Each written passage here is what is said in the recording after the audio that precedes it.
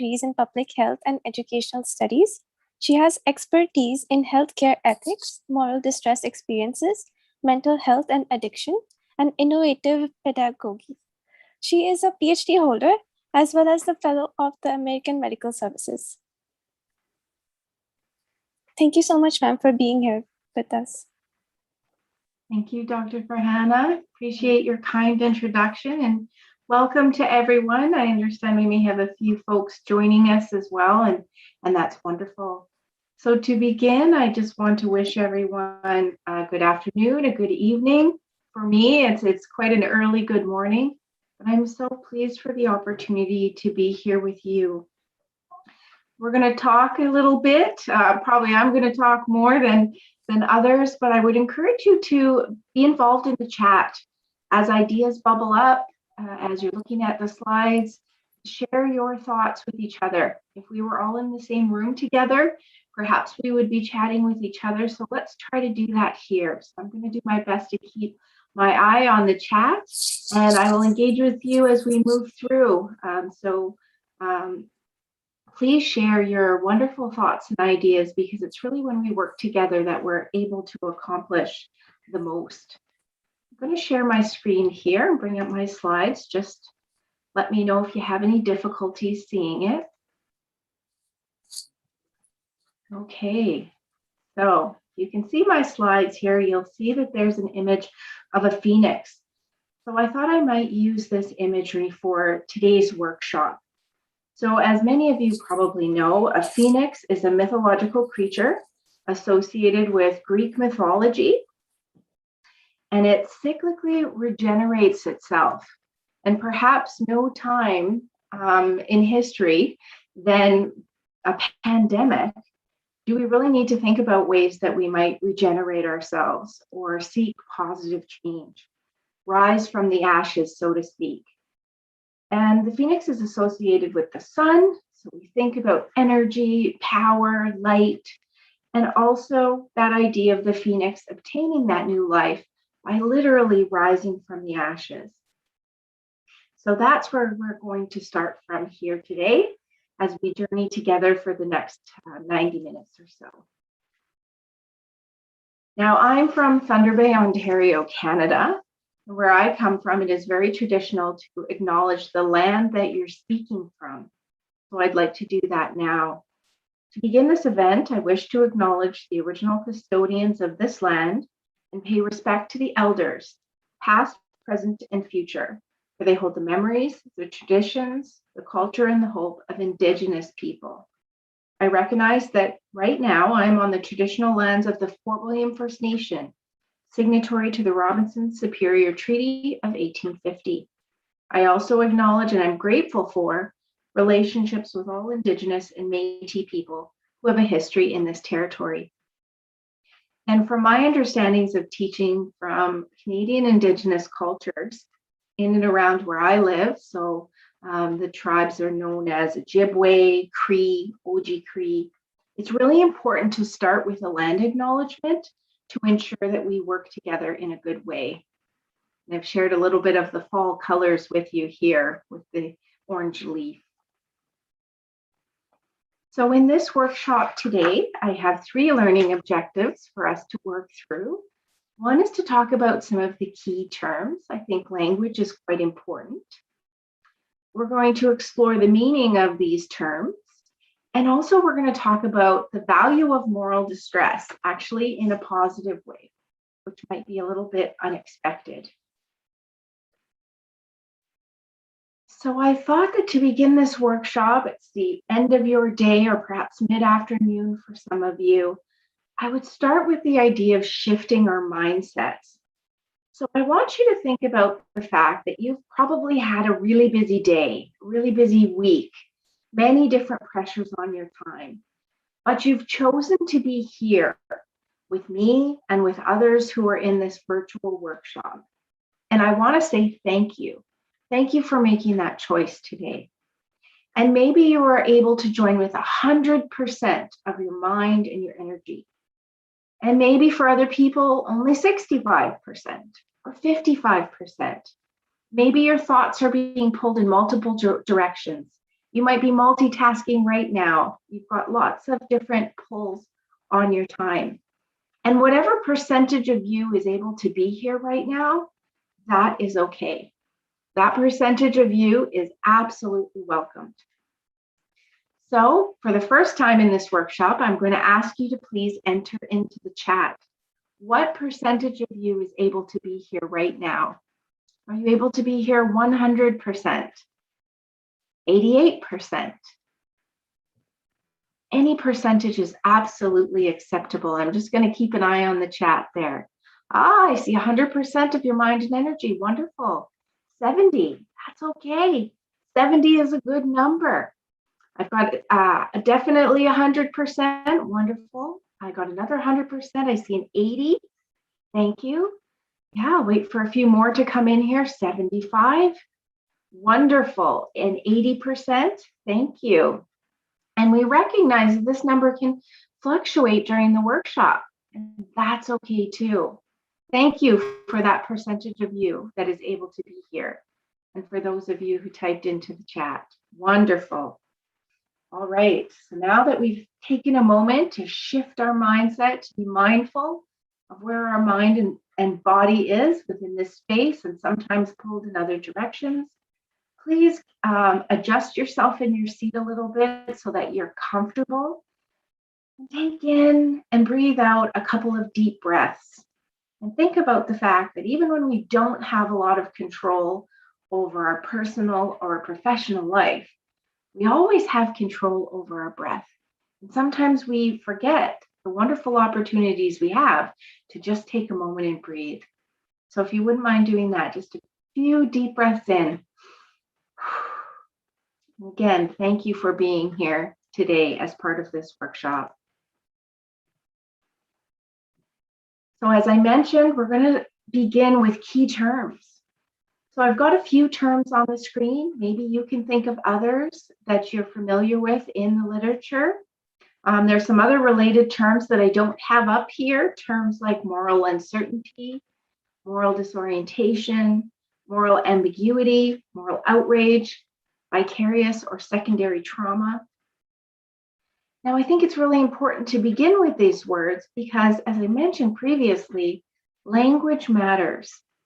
So if you look at literature by Dr. Wendy Dean, Dr. Dean says that in terms of the language, the key terms that we use, this is really important because, one, we need to be able to accurately describe an individual's experience, and we want to be careful about how we describe someone's experience, or maybe our own experience. We want to be very careful not to label, blame, or shame anyone, recognizing that as human beings, we are all vulnerable. The second thing Dr. Dean says is that we need to have a consistent use of terms. And this is important not only for us to have a common language, but a consistent use of terms is also important for research and evaluation purposes, so that we know we're talking about the same things when we use certain words. And the last item that Dr. Dean talks about in terms of the importance of the language we use is that it's important for an accurate diagnosis, treatment, intervention planning. When people are experiencing difficulties, that language can help us to have a plan about how to address some of those issues for that individual or for that team. So it really matters how we name it. And we need to think about what it really means to healthcare providers and also how we communicate some of these experiences to members of the public. And as Dr. Dean mentioned, the words that we use make a difference in terms of how we decide to address some of these issues. And you see this forest fire image that I have here on the screen. And so the question that I want you to think about is, well, really, what are we watching out for here? Talk about all these terms, and on the left-hand side of the screen, we see really negative and difficult experiences. On the right-hand side of the screen, I'm bringing forward some of the positive terminology. But let's focus on the left side of the screen for a moment. What do we need to watch out for here? Well, as healthcare providers, we need to watch for times when we might depersonalize when we might really emotionally distance. And sometimes in healthcare, we're actually encouraged to do that, right? We're encouraged not to get over involved with the patient or maybe too emotionally attached. We're encouraged to remain objective. But we recognize that too much distance is actually dangerous. And today I'm going to talk to you about these experiences in the context of grief and trauma. And at some point, we need to recognize that as healthcare providers, our proximity to the suffering of patients and families must be addressed. We can't just ignore the experiences that we have that involve grief, suffering, and sometimes even trauma. Because when we push it down, when we ignore it, it will bubble up. It will demand our attention. And so, how do we see that? Well, we see people experiencing mental health issues, sometimes even diagnosable mental illness. We see sometimes that extreme end of the spectrum where people don't know where to turn. And we see healthcare providers dying by suicide. We recognize that healthcare providers and first responders often have experiences of substance use and addiction. And this is really a silent reality. I know in Canada it's not talked about, and maybe in your country as well. Substance use among healthcare providers is not just about having access to medications and stealing them. There's lots of different ways that people may choose to use substances in order to cope. And that can become, something that is not within their control over time. We recognize there are socially acceptable ways of coping. Alcohol can be one example. Over-the-counter medications, perhaps little to no self-care. These are all acts of self-harm and neglect that sometimes within a culture of healthcare are either encouraged or ignored. So we think about, well, what's actually at the root of the problem? And we recognize that there were already high levels of moral distress and burnout reported before COVID came to us. So now what? Now we are faced with large numbers of healthcare providers who are both physically and emotionally exhausted. Perhaps you have some of those experiences as well. In rural, remote, and under-resourced areas, healthcare was already a bare bones operation, often with a skeleton crew of healthcare providers, and barely enough, sometimes simply not enough. So let's look at some of these key terms. As I mentioned, I'll start on the left-hand side of the screen. So moral injury. Moral injury is a term borrowed from veterans of war. It was first written about by Jonathan Shea. And he talked about moral injury in terms of three things. One, that it is a betrayal of what is right. Secondly, by a person in power. And the third thing is it occurs in high stakes circumstance. So sometimes life and death decisions. So moral injury is a betrayal of what is right by a person in power in a high stakes circumstance. And in its essence, at its core, moral injury shakes our sense of the world being a right and just place. The term burnout, probably you're very familiar with this term. We hear it a lot. It's often used interchangeably with compassion fatigue, but I would like for you to understand burnout in its own right. It's firstly caused by external forces, so workplace factors, stressors, and it doesn't need to involve a caring profession. It is a consequence of severe stress, and it really can be treated with rest, a change of environment, and stress reduction. Next, we have compassion fatigue, or more accurately, empathy fatigue. This is an internal burn. It is directly connected to caring work, human contact, and relational practice. It may include physical, mental, emotional, and/or spiritual exhaustion. And I say more accurately empathy fatigue because we can actually be harmed by too much empathy when we can vicariously experience somebody else's negative emotions, their trauma. But compassion, true compassion, is actually empathy plus the desire to act. And compassion is actually a renewable resource that lights up the pleasure centers of our brain and really energizes us. So that's why I say the term is more accurately described as empathy fatigue, because empathy, too much of it can really drain us. But compassion, true compassion, always energizes us, and we can never run out of it. The last term on the left-hand side of the screen here is moral hazard. So this might be a fairly unique term that you haven't heard before. So a place of moral hazard occurs when the people who make decisions, managers, leaders, senior leadership teams, are not the ones who must live and experience and respond to the outcomes of those decisions. And harmful and sometimes unnecessary risks occur, especially in healthcare, because the people making decisions are actually protected from the impacts. And we know this, right? It's the frontline workers that have to face the patients and families for some of these bigger decisions that don't work out well. Wonderful. So we've already moved through the key terms on the left-hand side of the screen. I want to talk to you a little bit about the terms on the right-hand side of the screen that have a positive connotation to them. So we see the term ethical competence. Excuse me, am I audible? Yes. Could you please explain moral injury again? Moral injury? Certainly. Yes. It'd be my pleasure. Thank you for your question. Moral injury is really an existential crisis for an individual where their core beliefs have been shaken because they've experienced something that really goes against their understanding of the world being a right and a just place.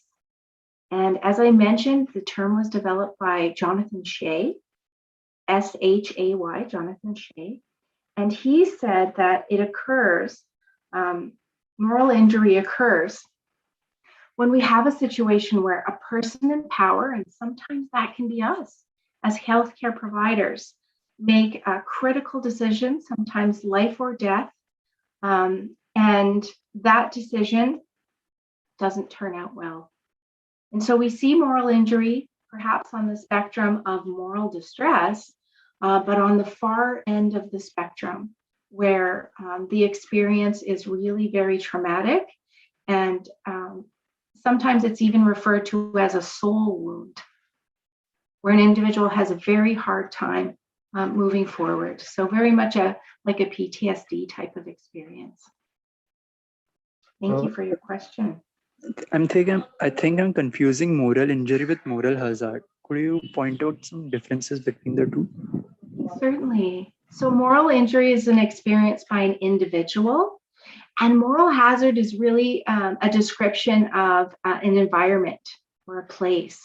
So moral hazard occurs when we have senior people making decisions, but the impacts of those decisions are not, the senior leaders don't have to experience firsthand the impact of their decisions. So really the frontline workers are the ones who have to live it. Does that help? They don't have to deal with, yes, they don't have to deal with the consequences of their actions. Yes, exactly. You've got it. Okay. Thank you so much. You're very welcome. Thank you for your question. And please, for everyone in the workshop, if at any point you'd like me to stop or you have a question, feel free to unmute yourself. That's wonderful. Okay, let's begin on the right-hand side of the screen. We'll start with compassion satisfaction. What a wonderful term, compassion satisfaction. I think we need more of this. This is really about positive feelings that helpers, so us as healthcare providers, feel as a result of what they do. It involves a sense of fulfillment and well-being. Ethical competence is when we're able to be aware of ethical issues that we're willing to address, and we really have a toolkit of resources and skills to respond to ethical issues in our practice. Moral courage is about our own personal sense of fortitude, determination. It involves a healthy skepticism when something doesn't feel right, and that we're willing to speak up. Moral identity, so this is part of your individual self-identity, and our moral identity is often challenged when high stakes ethical issues occur. So I'm a nurse, If I have a crisis of my moral identity, I might ask myself, am I still a good nurse? Am I still a good person? Next, we have moral resilience. This is the ability to deal with ethical issues, to cope with moral distress and uncertainty, to respond with courage, to activate your resources and supports, and also to make decisions that uphold your values and beliefs. Another term is moral discernment. Discernment is about the ability to judge something well. So in this context, we're talking about ethical issues.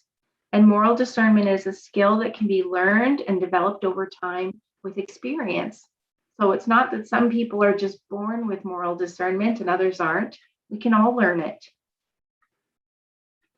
Next, we have moral agency. And moral agency really has two parts: ability and recognizing constraints within the context. So moral agency involves power dynamics, and it can apply to an individual. So an individual's moral agency, a team or department, or even an organization. And the last term here, a term that I really enjoy learning more about, is post-traumatic growth. Sometimes you see this shortened to PTG, post-traumatic growth. This is a really a positive psychological change that occurs within an individual, experienced as a result of struggling with a highly challenging circumstance. It is really the outcome of resilience. And today I'm going to talk to you about the fact that resilience, human resilience, is actually the rule and not the exception. You're really built to be resilient. So hopefully you see some familiar terms there and maybe some new ones. Any questions? Yes. Yeah. So is post-traumatic growth in any way related to post-traumatic stress disorder? Because that's the term which I've usually heard in media and anywhere else. Post-traumatic growth. This is the first time that I'm seeing this term, post-traumatic growth.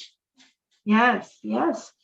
You are absolutely right. It is very closely connected to research on post-traumatic stress disorder. And it's actually, like I mentioned, it's actually the rule in terms of the human response to trauma, that very often when we experience a traumatic situation, we don't just come back to baseline. We change in some way. So that's where we see this idea of growth as being a natural human response to a traumatic experience. Now, we recognize that that doesn't necessarily happen immediately after a trauma, but over time, and we see this idea of post-traumatic, so the trauma has to be in the past, but the idea that trauma can actually, in some ways, make us stronger and can change us in positive ways, I think is a really beautiful concept and something that I'm excited to learn more about in the literature, so wanted to share it with you. Yes, so a person who experiences trauma and flourishes due to it would go through post-traumatic growth, but a person who suffers would be suffering from PTSD. Yes, yes. So keeping in mind that somebody doesn't necessarily have to have a diagnosis of PTSD to be able to experience post-traumatic growth, but they are very closely associated. So thank you for that. Thank you for answering.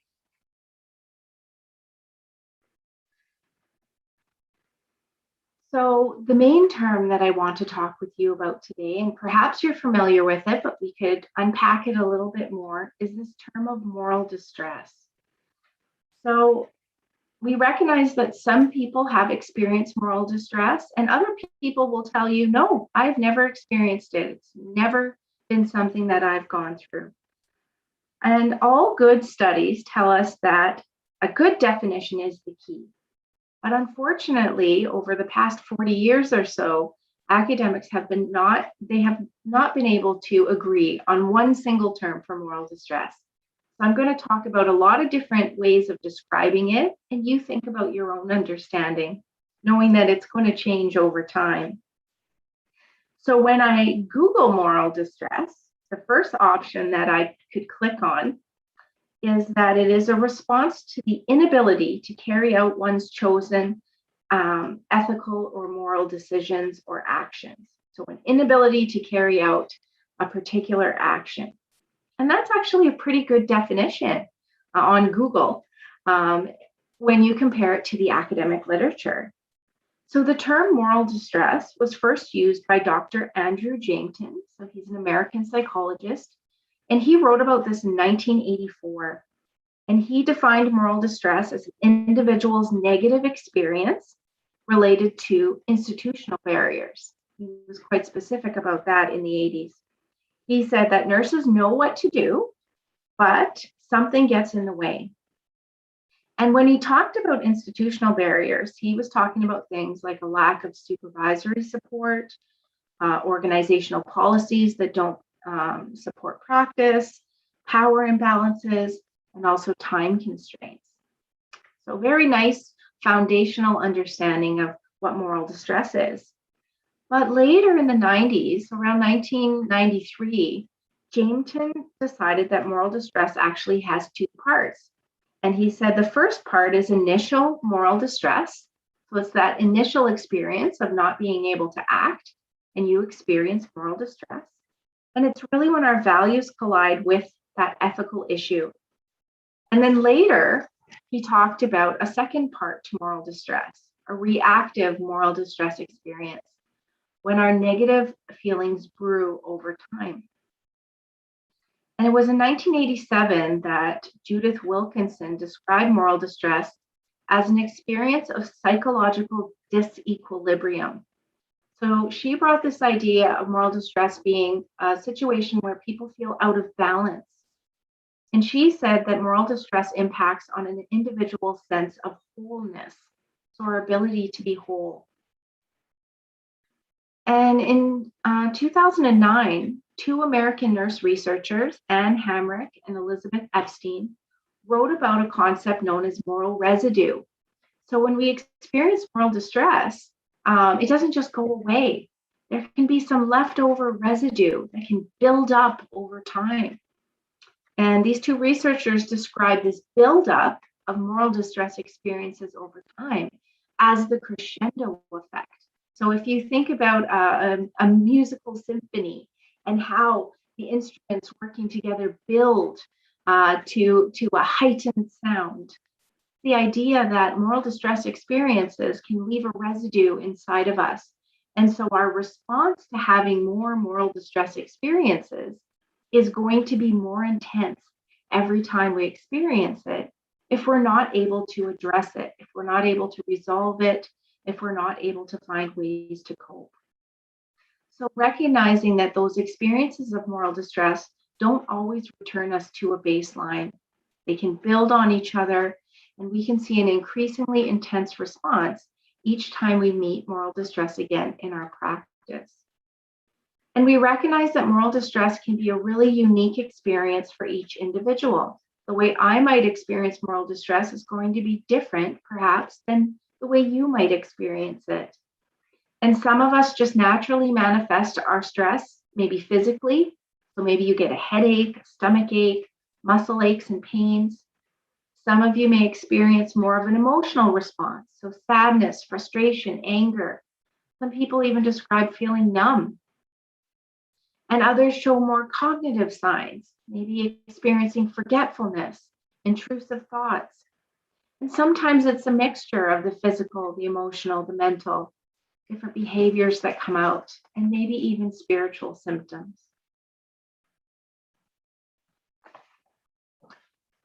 So now that we have kind of a common understanding between us of moral distress, let's think about where it happens. What are those situations where moral distress has the potential to occur?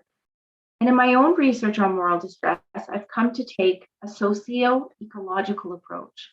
So socio-ecological basically means I like to look at the situation in the context of layers, different layers that interact with each other.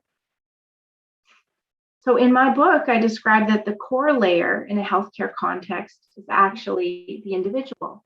That could be the patient, that could be you as the healthcare provider. And that core layer, that microsystem, is about what is actually happening intrapersonally. And this is an important piece that I think sometimes gets forgotten.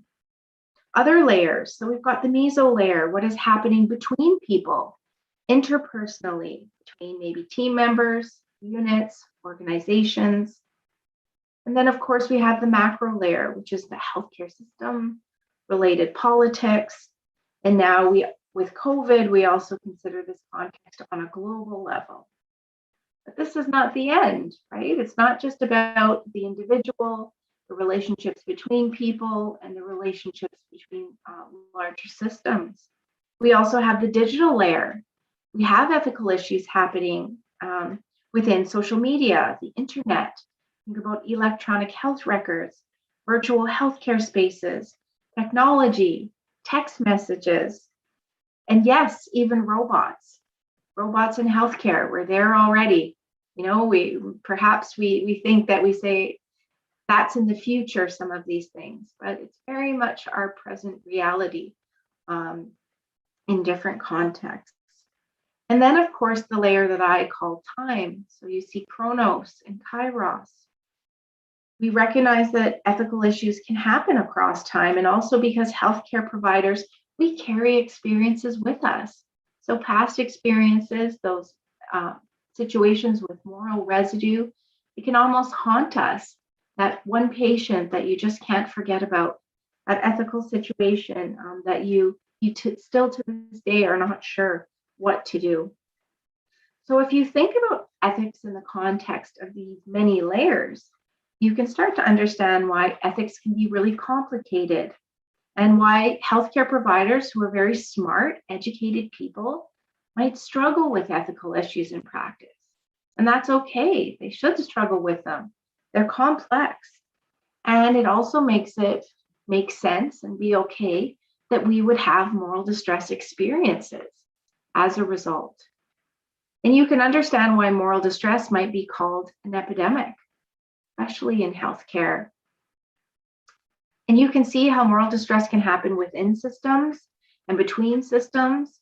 And we can recognize that there are many potential points where ethical issues can arise, where an individual may not be able to act, or to be able to act in good conscience. And further, moral distress experiences or harms can build up. We talked about this concept of moral residue. And so this leads me to believe that this is a really important area that we need to address. And I think COVID has given us the opportunity and to recognize the need to address moral distress experiences. So we ask ourselves the question, how can we improve safety and mitigate risk in many different layers where moral distress occurs? And we recognize that while every single experience of an ethical issue doesn't automatically mean we're going to experience moral distress, it's the potential for moral distress experiences to be traumatic and to catalyze a traumatic response, a moral injury, a post-traumatic stress reaction, also the opportunity for post-traumatic growth, as we just discussed. So who experiences moral distress? Excuse me. Yes, go ahead. Could you please explain the point, mesosystem and chronos and kairos, these 2 points? Certainly, yeah, I can go back. All right, so mesosystem happens between people, or even we think about that relational perspective as opposed to the microsystem where it's happening within an individual. So we think about some of those internal pressures. Chronos and Kairos is about time. So we think about ethical issues from a historical perspective, from a present day perspective, and also we need to be thinking about future perspective as well. We see a lot of work in terms of artificial intelligence and ethics, AI. What do some of these technologies mean as we move forward? So it's important for us to think about ethics in the context of time. So past, present, and future. I had also mentioned about the fact that as healthcare providers, sometimes we carry our past experiences with us. And that's a contributor of residue that can build up over time.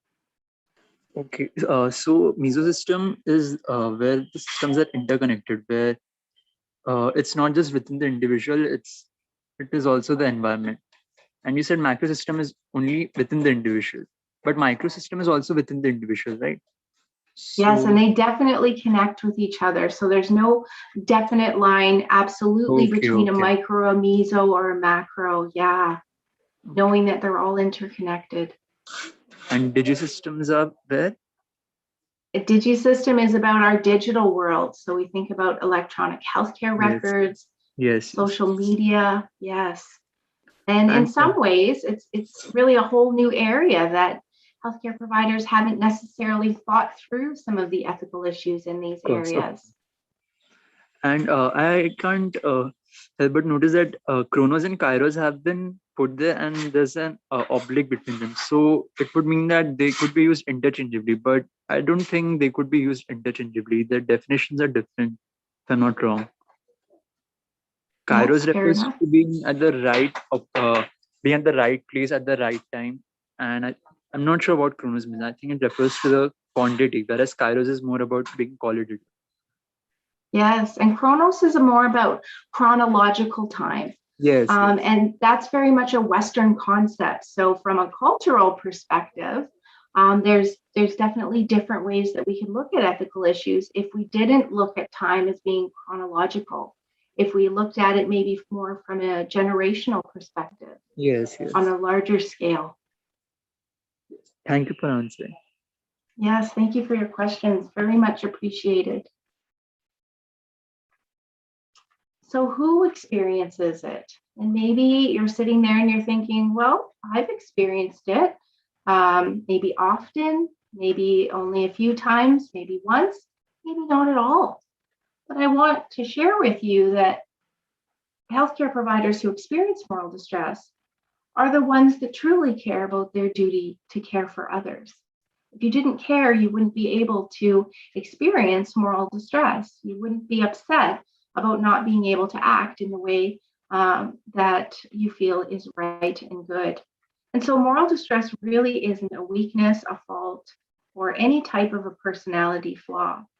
And today, we're going to talk about ways that we can actually use moral distress to be better healthcare providers and to navigate ethical issues. And many types of healthcare providers have experienced moral distress. So if you turn to the literature, you'll find studies on childbirth educators, disaster first responders, healthcare managers, rehabilitation professionals, occupational therapists and physiotherapists, pharmacists, psychologists, respiratory therapists, social workers, unregulated care providers, as well as among physicians, nurses, and of course, healthcare profession students. So many different types of healthcare professionals have documented experiences in the literature of moral distress. And we already talked about how, does it happen to everyone? No, it doesn't. Only to those who are really aware of ethical issues in their practice and sensitive to situation where their duty to care has been challenged. And the literature tends to represent mostly experiences of new graduates or early career professionals, and also mature and late career professionals. The majority of the studies really show, either end of the spectrum of people's career in healthcare. And there's not a lot of data on what happens in between, so people in their mid-career.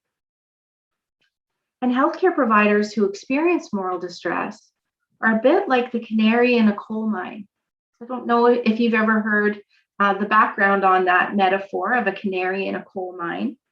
This metaphor was first shared by Australian bioethicist Margaret Somerville, and she wrote with a Canadian nurse scholar and ethicist, Dr. Wendy Austin. And together they talked about this idea that historically, canaries, so the little yellow birds, canaries were brought down into coal mines in cages to alert miners to poor air quality. And if the little bird died, then the miners knew that carbon monoxide or other toxic gases were quite high. So the miners knew to get out. So the bird really highlighted a situation of risk or a safety situation.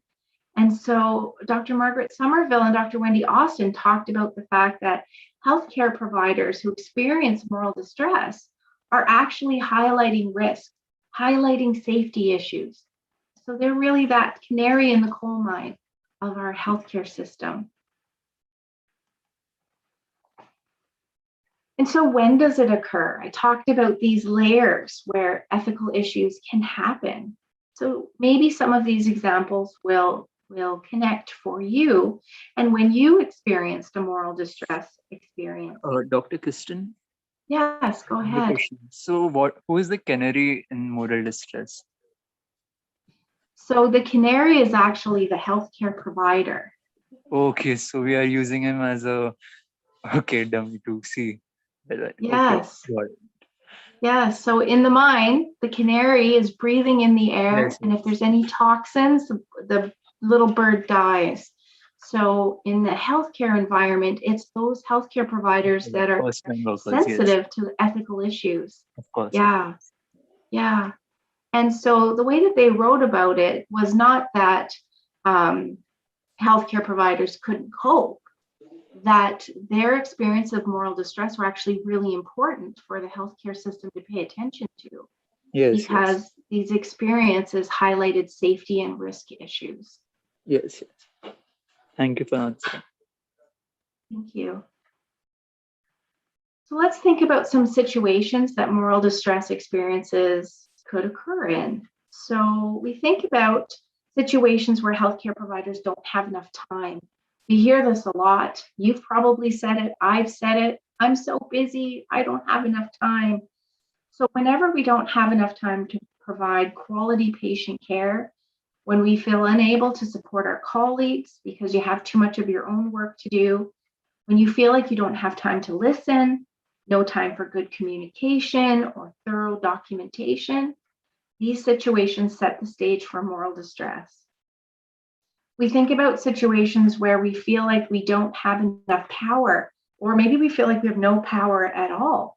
So times when we feel powerless, whether that's real or perceived, we think about the hierarchies in healthcare, sometimes the lack of leadership or management support and understanding. We think about policies that don't support what we actually do in practice. We think about part-time or casual employment status and the risk for people to be able to speak up if they don't have the security of a full-time job. You can also think about situations where there aren't good relationships or aren't good communication. So we think about communication and relationships with patients and families, but also between doctors and nurses and other members of the healthcare team. We think about relationships with leadership and management, and about poor or different understandings and perspectives on how to achieve quality patient care and good outcomes. And when we think about those hierarchies, we talked about moral hazard, and sometimes the people at the top making those decisions are not the ones who have to live with the consequences. They're not the ones with the relationships with frontline people, patients, and families. And even though we should be able to find shared goals and a common purpose, we see issues such as bullying, lateral and horizontal violence, sometimes cliques and passive aggressive acts. It's very unfortunate in healthcare when we're supposed to have the education to work through some of these issues. And the last example I want to give you is situations where we have a lack of staffing. So a really heavy or unreasonable workload. So these are times when legally or professionally our license might be at risk, when we're forced to work in situations where a unit or a department is understaffed. We might be forced to step outside of our own scope of professional practice. We may be working with another healthcare provider's incompetency. And this overwork situation, and very often it's chronic, very often it's not just a one-off, leads to burnout, compassion or empathy fatigue, injury and illness, absenteeism and presenteeism, sometimes substance use and addiction, mental health issues, and even suicide, as I mentioned earlier. And we think about perhaps the pre, the mid, and the post-pandemic context. And the fact that healthcare providers, we are that canary in the coal mine. We are uniquely positioned to be sensitive to our ethical obligations and duties, and also sensitive to moral wrongs. So I wonder if I could take a moment and just turn to the chat and ask all of you, what has changed during the pandemic? What has changed? What has the pandemic brought forward? Relationships have deteriorated, quality of relationships. The quality has changed, yes.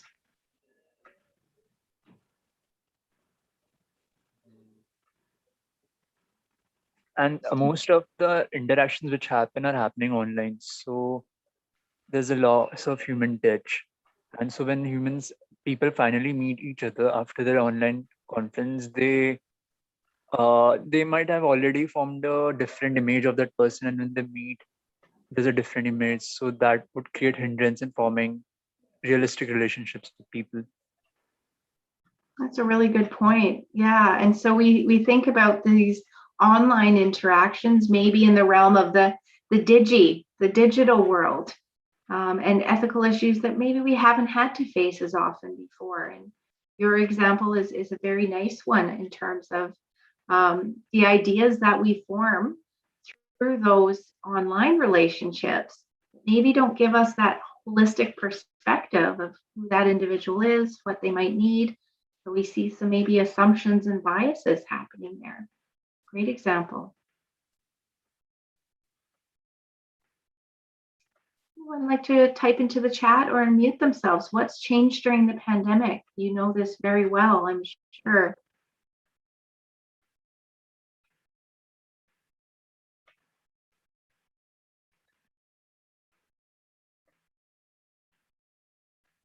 Just as you're typing in some of your own examples, what's changed during the pandemic, I'll give you one of mine. So one thing that I've noticed, I've written about during the pandemic is healthcare providers experience more moral distress because of visitor restrictions. So family members not being able to come in and visit their loved ones. And sometimes those are end of life situations. And so healthcare providers have watched patients die alone, not be able to say their final goodbyes. Healthcare providers have had to work really long hours, sometimes isolate from their loved ones. They've experienced fear, anxiety, frustration. We also know there's been a lot of misinformation. And so I think that's impacted healthcare providers, and sometimes very slow government responses to this global crisis that we're experiencing.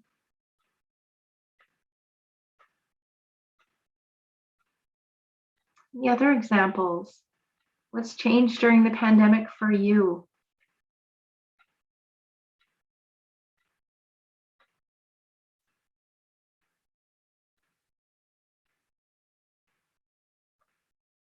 I was unable to participate in many athletic activities due to the loss of playgrounds.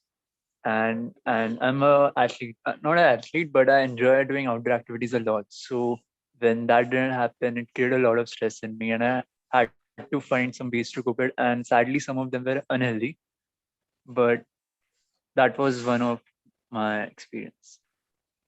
Thank you for sharing that. So when I hear you talk about exercise and activity, I also think about those types of things in the context of a really great coping mechanism.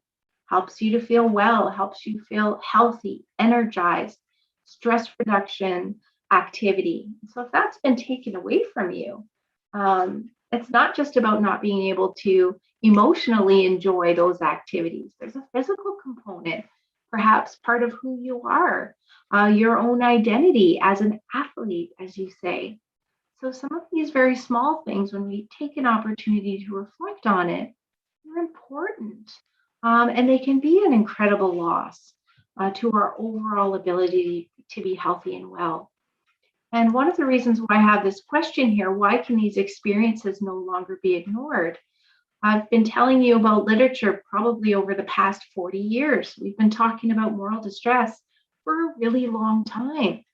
But I see an opportunity with the COVID pandemic for organizations, healthcare systems, and also healthcare teams to no longer ignore moral distress experiences, because we've really come to this tipping point with the pandemic where people are not coping well. Sometimes people are leaving healthcare. And so these issues really do need to be addressed. And I've already alluded to the fact with you here in this workshop today that perhaps we could view some of these moral distress experiences through a lens of trauma. Now, that's not to say that every moral distress experience might be traumatic, but some of them can definitely be categorized here. And the other piece is, if we're willing to look at moral distress experiences as possibly being traumatic, maybe that also changes the way that we might respond to it. Because if we know how to respond to trauma, and if we see moral distress experiences as potentially being trauma, we can respond to moral distress with trauma-informed perspectives and practices. And there's a lot of literature on that. We have evidence-based ways of addressing trauma. And whenever I talk to nursing students, I always tell them trauma is an umbrella. It's an umbrella term that captures many different types of individuals' experiences. And it may include one instance of trauma or many different instances across time. So we can have complex, chronic types of traumas as well. And the basic definition of trauma is that it's a distressing event that overwhelms our ability to cope. And one of the most beautiful definitions that I've heard, I believe it's from the World Health Organization, but I couldn't find the reference, that trauma is a human response to an inhumane experience. So this idea that it's not a fault, it's not a weakness, it's not that somebody wasn't tough enough to cope, it's a human response, it's a natural response. And in terms of trauma-informed perspectives, I don't know how much, but go ahead. Yeah. Go ahead. I don't have a question, but I'd like to add that usually these trauma experiences are a human response to human experiences themselves. Beautiful. Thank you. Yeah. And when we think about how we might respond to trauma, the first thing is that we need to acknowledge that trauma is really not an odd piece. It's not something that happens to very few people on very rare circumstances. It really does have a widespread presence among individuals, families, and communities. So as healthcare providers, it's very much in our best interest, as Dr. Gupta mentions, if trauma is a human experience, then really we need to anticipate it universally. Whenever we work with anyone, we should never assume that just because of their status, where they're from, what they do, that they couldn't have a trauma experience. Anyone as a human being could have a trauma experience. We also, from a trauma-informed perspective, need to understand and believe in multiple paths to recovery and healing. There's not just one way to recover from trauma. We need to commit to a strengths-based view. So we think about not only paying attention to the problem that somebody might have, or the fact that they have a PTSD diagnosis, or they've experienced trauma, but what strengths do they have? What do they have going for them? And to really see that person as a whole person, right? With problems and with incredible strengths and potential. And trauma-informed perspective is also about the environment. So we think about opportunities to provide, maintain, achieve safe spaces. And safe spaces has a physical context to it, as well as that mental, emotional, psychological safety component to it. And we think about, why does moral distress matter? So I've described to you this idea of moral injury, right? An existential grief and loss, perhaps even referred to as a soul wound. So we need to address moral distress. Ideally, we need to prevent it as much as possible because of things like moral injury and impacts on my moral identity, right? I talked about experiencing moral distress and then asking those questions. Am I still a good nurse? Am I still a good person? After I've been through an ethical issue where I feel like I wasn't able to act in the way that I thought was the best thing to do. So from my perspective, there's lots of reasons why moral distress matters, but certainly preserving moral identity and preventing moral injury are some of the top two reasons why moral distress really matters. And like I said, I hope that during the pandemic, as a result of the pandemic, really start to pay attention to and prioritize moral distress and giving people the tools and resources to work through ethical issues in their practice. And in fact, there's two physician authors that write about moral distress and moral injury. So I've already mentioned Dr. Wendy Dean and also Dr. Simon Talbot. And they talk about moral distress in the context of an invisible epidemic. So moral distress is an invisible epidemic among healthcare providers, in particular during the COVID-19 pandemic. But we know it was there before the pandemic as well. So because I work from a strengths-based perspective, I'm just going to pop into the chat here for a minute. I just saw a question. What about the restraints a patient has financially? And when you know you can refer that patient for better care? Oh, that's a great point, Brandon. When we think about the different layers where ethical issues might happen, yeah, absolutely. The financial piece and financial constraints, not only for patients, we think about financial constraints for healthcare providers, how much they get paid for the work that they do. We think about financial constraints in terms of institutional decision-making. That's huge. A lot of times it's the budget that drives the decisions, not best practices or opportunities for best care. So thank you for those.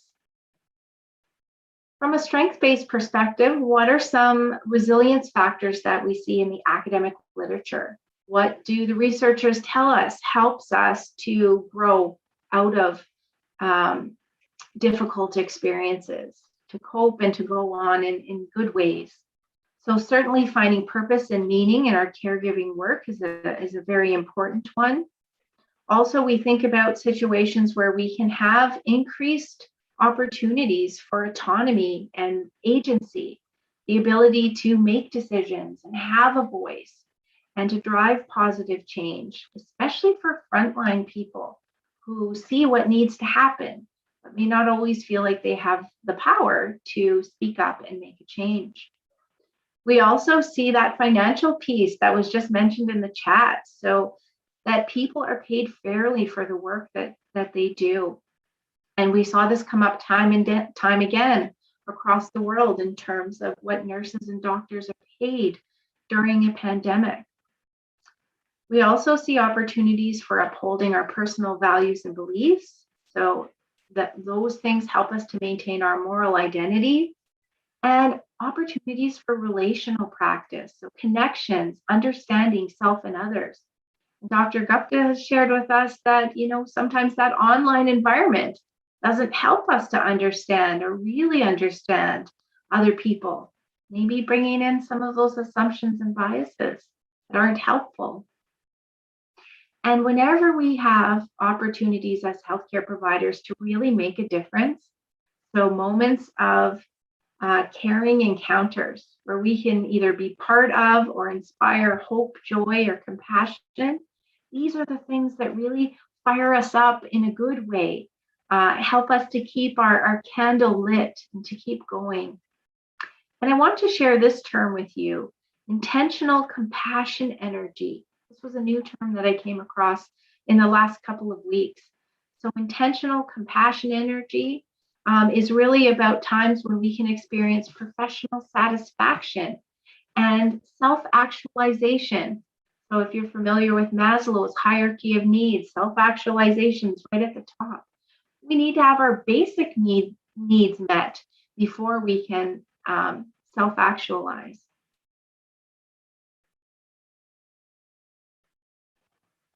So opportunities to Yes. navigate the potential for new growth. Question, go ahead. Fair remuneration means wages, right?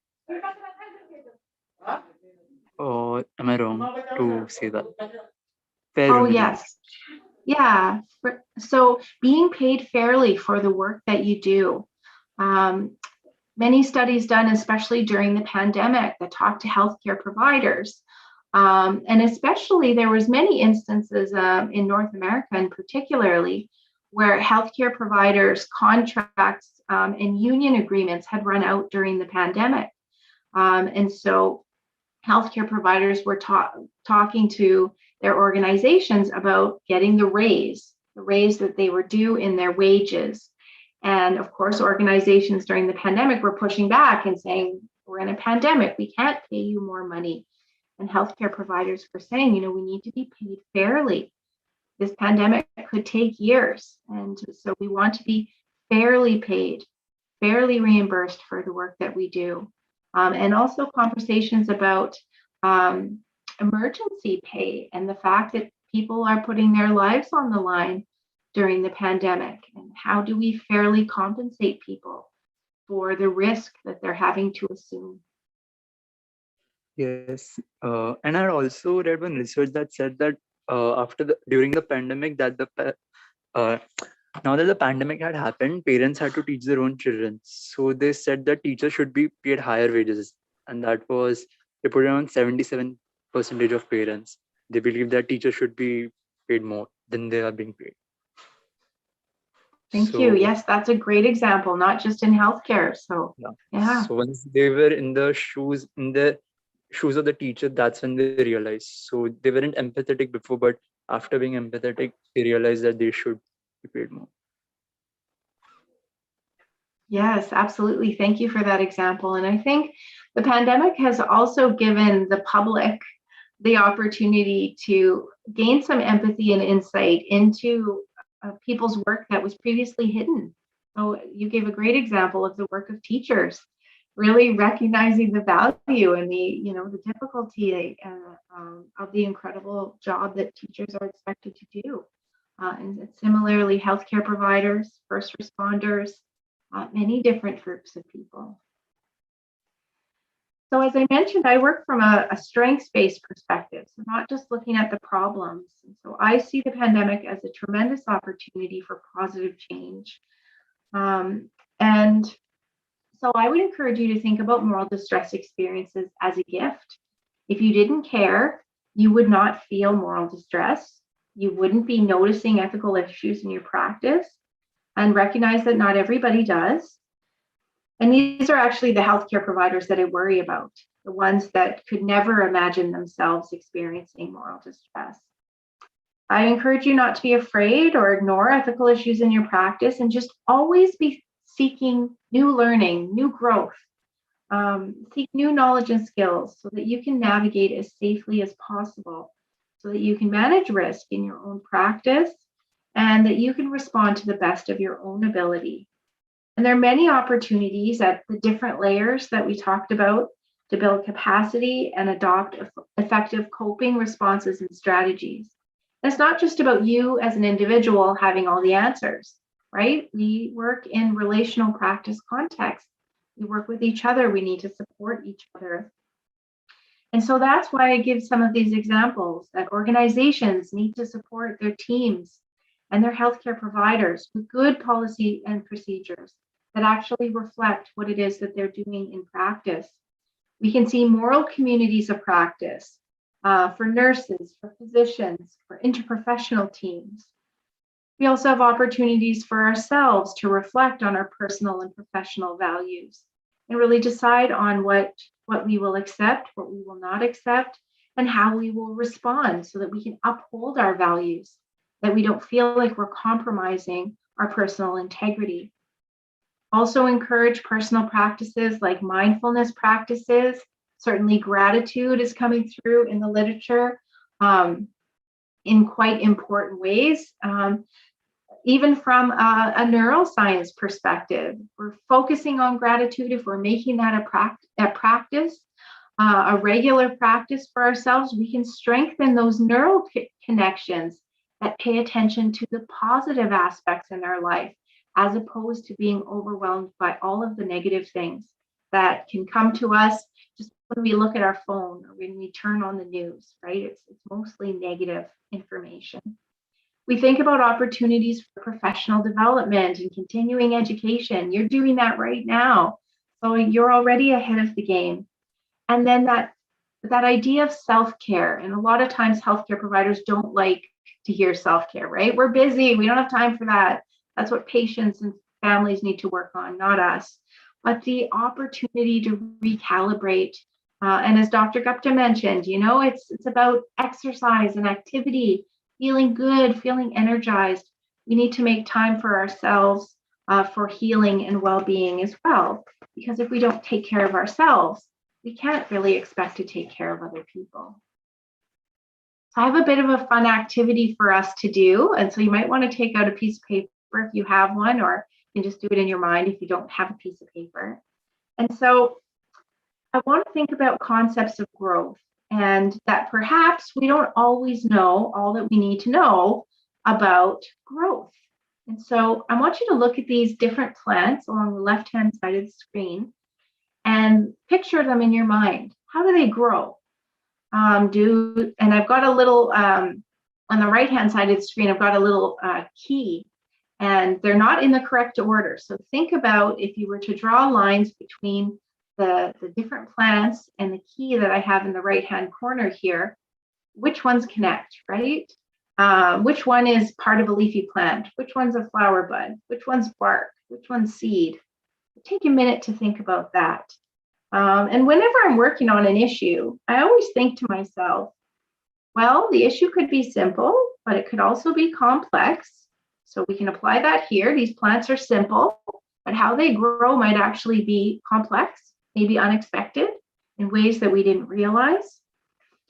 And the other thing that I think about as we're doing this exercise is that I need to always be open to new knowledge, and to really challenge my own biases and assumptions about what I think that I know.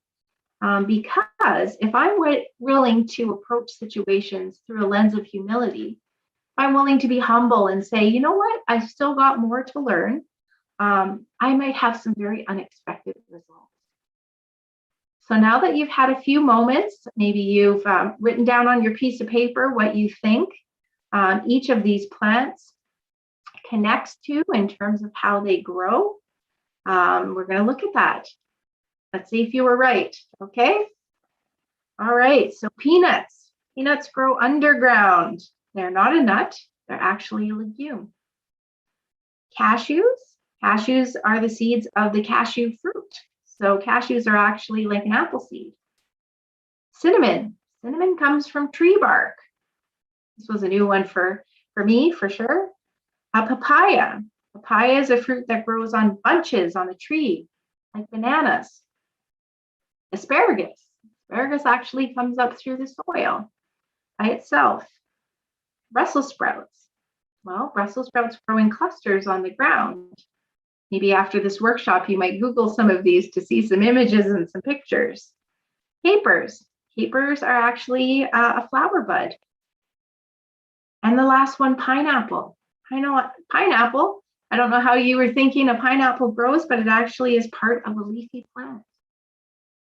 So if it's possible that you didn't get all of these right, I don't know if anyone did, you could type in the chat if you got all of them right. Kudos to you if you did.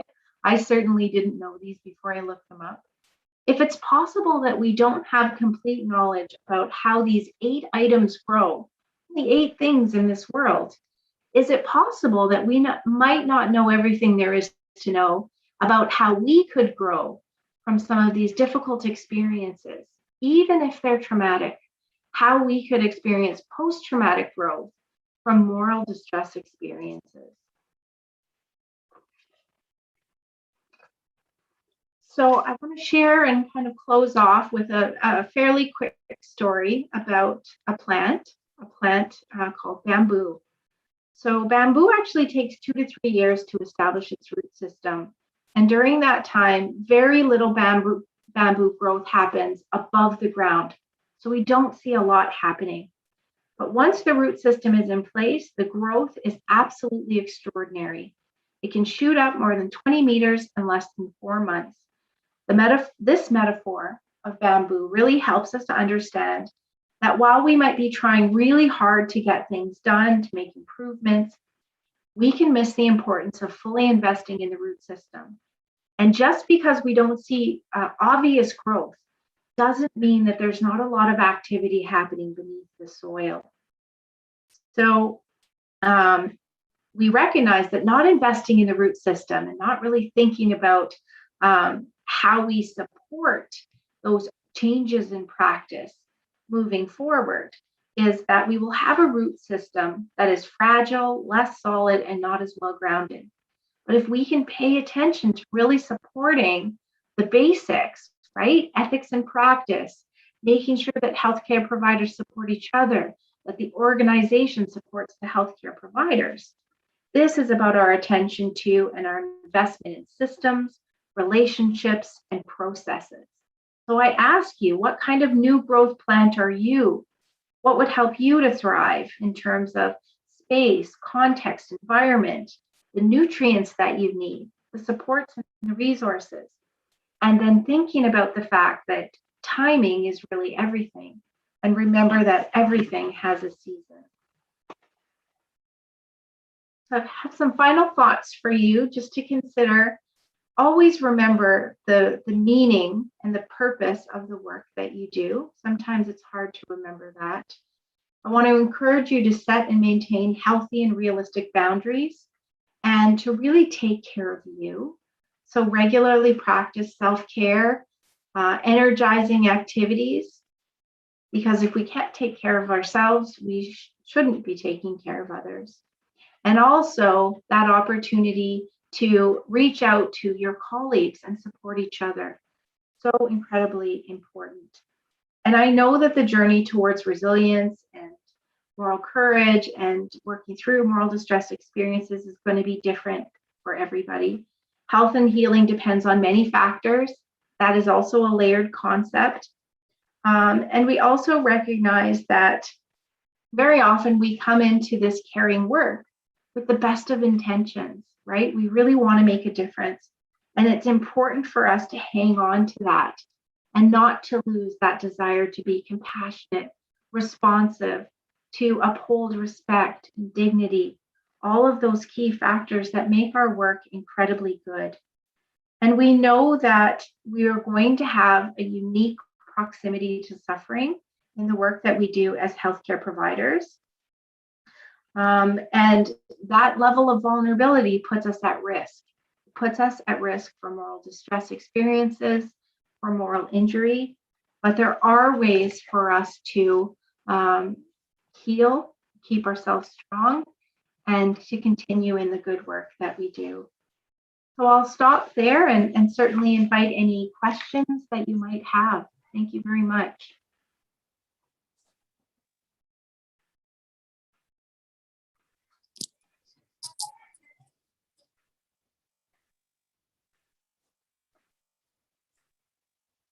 Would anyone like to ask any questions to Dr. Kristen?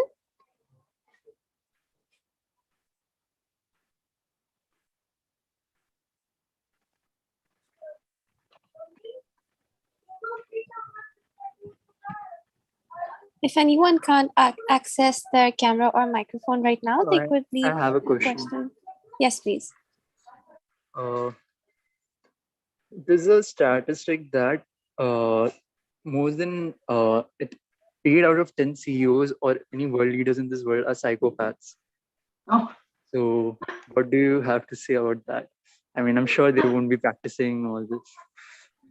Yeah. So that indicates that in order to thrive in such high stakes scenarios, you don't have the luxury or time to take your emotions and morals seriously. So Yes. do you have anything to say about it?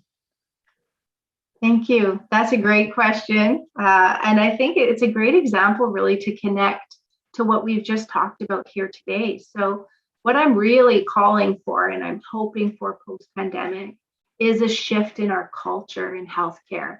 So we think about some of the qualities of a psychopath, that perhaps makes somebody successful in the world of healthcare.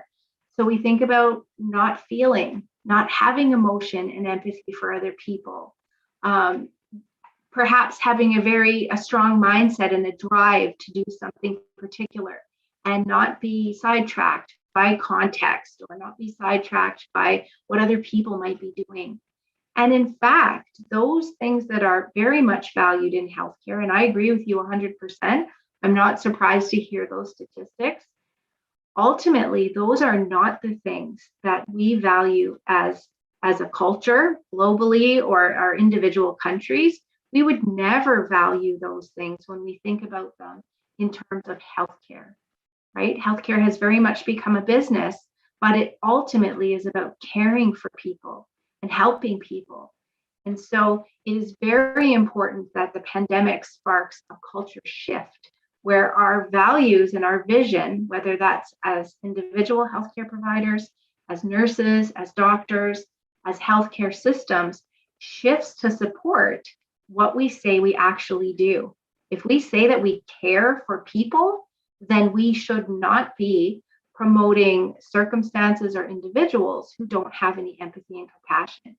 We should not be privileging those psychopaths type of a personality. So I'm very much hopeful that we will see a culture shift where we really don't privilege and promote these types of behaviors that don't lead us to the end result that we need to have in healthcare. So great example, great question. Thank you. Yes, I totally agree that. I mean, the statistic only says 8 out of 10, not all of them. So there's still hope. And just because it is that way, it doesn't mean that it should be that way.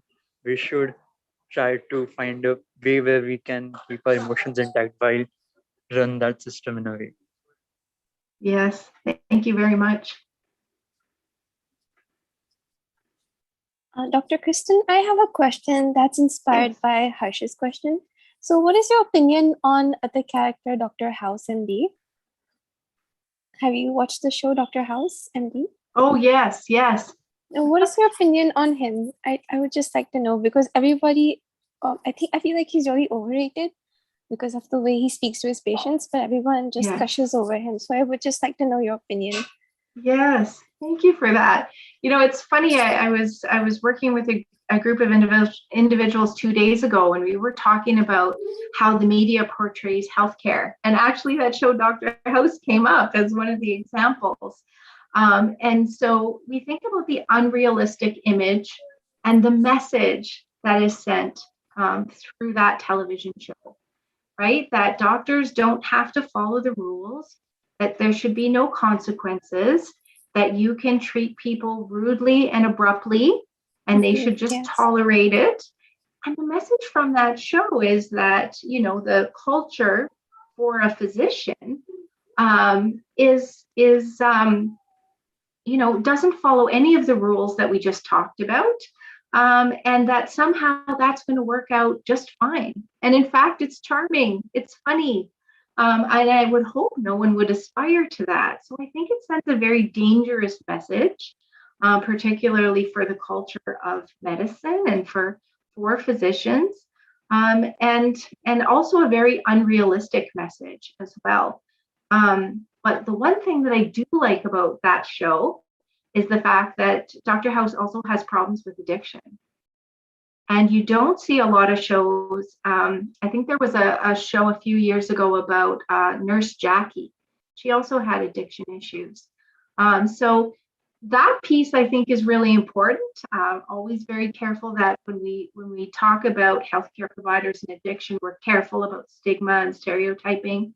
But any way that we can open the conversation about real life circumstances where people don't look perfect or people don't look so flawed, but everything works out fine for them, I think are important opportunities. So while I think that television and media, social media can sometimes be harmful with the message that is sent out there, it might be unrealistic, I think it's a tool that we can work with. And it could also be really helpful to show the public, you know, the complexity of what healthcare providers go through, and just the diversity and the variety of ways that we're able to respond. So thanks for that example. It's funny that Dr. House is an older show, but it keeps coming up. So there's got to be something to it. Thanks, Dr. Farhana. Thank you so much for your answer, ma'am. Does anyone else have any other questions? Okay. Then we'll come to the conclusion of the session. Thank you so much, ma'am, for your valuable time. We're so grateful to have you here and hear all your insights to this workshop. Thank you. It's been my pleasure. I wish all of you a wonderful conference ahead. Thank you so much, ma'am. Thank you. Thank you, ma'am.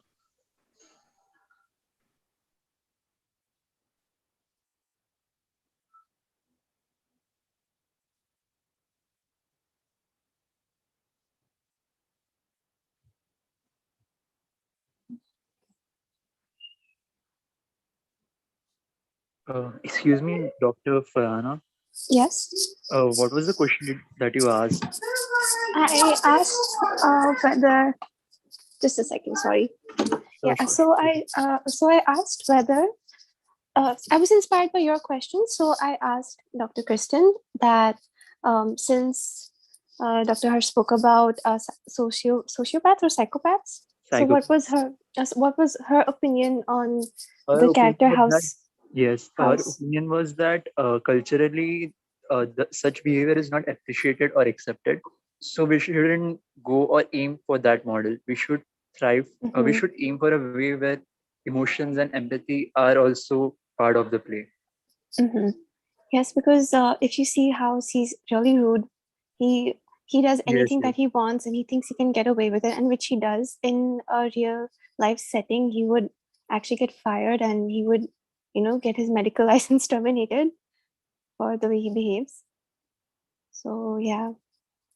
Yes, actually, I was in my teenagehood inspired by Dr. House a lot. So yeah, I know many people are. That's why I asked that question, because I never liked him. I never liked the way he spoke to people. I used to think if a doctor spoke to me like that, I would just leave the hospital. So.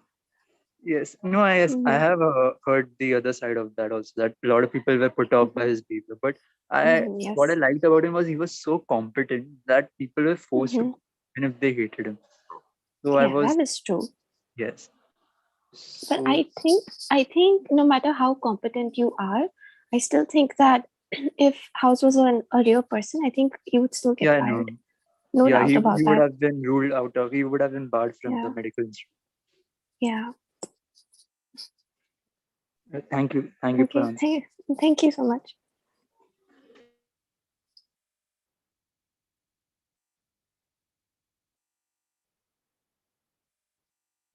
Is anyone at Digi Shield available right now?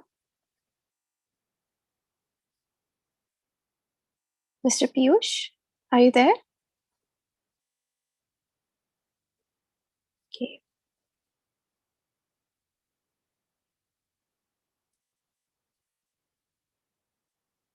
Okay. Bye, everybody. Have a nice evening. Bye. Same to you. Bye.